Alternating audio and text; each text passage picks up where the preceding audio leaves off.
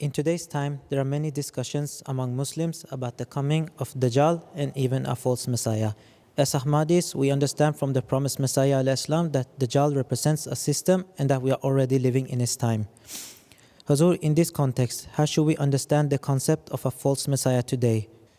قرآن کریم میں تو دجال کا ذکر نہیں، یاجوج ماجوج کا ذکر ہے، جنہوں نے ہر راستے سے حملہ کرنا تھا اور دین کو بگاڑنا تھا، اور دنیا کے امن کو تباہ کرنا، تباہی لانا، یہ یاجوج ماجوج کا کام تھا، اور دین کو بگاڑنا دجال کا کام تھا، دجل سے مختلف تعلیمیں دینا۔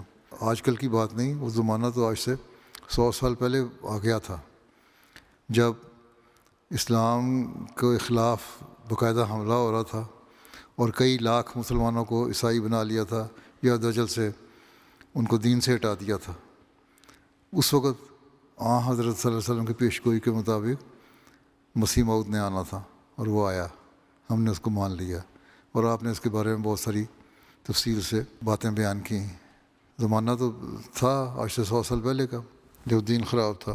اب دوبارہ وہی زمانہ آ رہا ہے، تو وہی تعلیم جو مسیح موعود لائے تھے اسی کو ہم نے پھیلانا ہے۔ اب یہی دجل کر رہا ہے نا، دھوکہ دے رہا ہے نا لوگوں کو، مختلف شکلوں میں دجالی چالیں، کوئی دنیا داری کی صورت میں آ رہی ہے، کوئی مذہب کی صورت میں آ رہی ہے، کوئی کسی مذہب کی صورت میں آ رہی ہے۔ تو اس کا مقابلہ آپ لوگوں نے کرنا ہے۔ آج کل جو لوگ کہتے ہیں جی یہ ہے وہ ہے، یہ تو صرف باتیں ہیں۔ ہم تو اس لیے سمجھتے ہیں کہ آج سے 100 سال پہلے دجال نے اپنی کارروائیاں شروع کر دی تھیں۔ باقی اس کے بارے میں ایک لمبا مضمون تفصیلی زبان میں نے ایک لکھ کے بھیجا ہوا ہے، وہ الحق میں یا الفضل المشائع وہ جگہ پڑھ لینا۔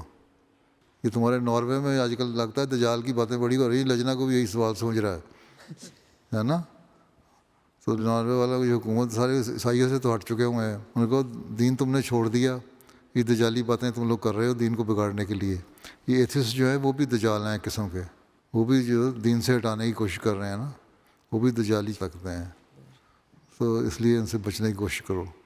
اللہ تعالیٰ کی طرف جس کا رجحان نہیں، وہ دجال بھی ہے، یاجوج ماجوج بھی ہے، جو دنیاوی طور پہ بھی دنیا میں فساد پیدا کر رہا ہے اور دینی طور پہ بھی دنیا میں فساد پیدا کر رہا ہے۔